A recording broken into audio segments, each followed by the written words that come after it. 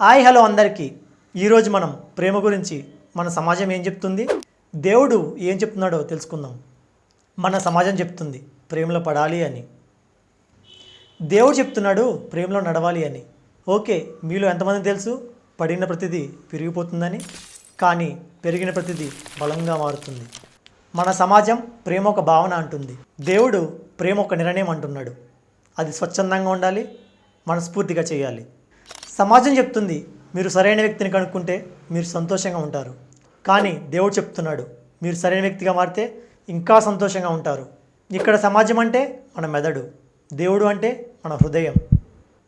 So మన చుట్టూ ఉండేవాళ్ళు లైక్ చుట్టాలు, జనాలు, నువ్వు అది చేయకు, ఇది చేయకు, అది చేయి, ఇది చేయి అని చెప్పి మన బ్రెయిన్ పాడు చేస్తూ ఉంటారు. అవన్నీ పట్టించుకొని మీరు బాధపడొద్దు. మీ హార్ట్ ఎక్కడ సంతోషం కోరుకుంటుందో అదే చూస్ చేసుకోండి. మీరు మీలా బతకండి. ఇంట్రెస్ట్ ఉన్న వాళ్ళు మా ఛానల్లో మీరు కూడా స్టోరీస్ చెప్పొచ్చు, కథలుగా చెప్పొచ్చు.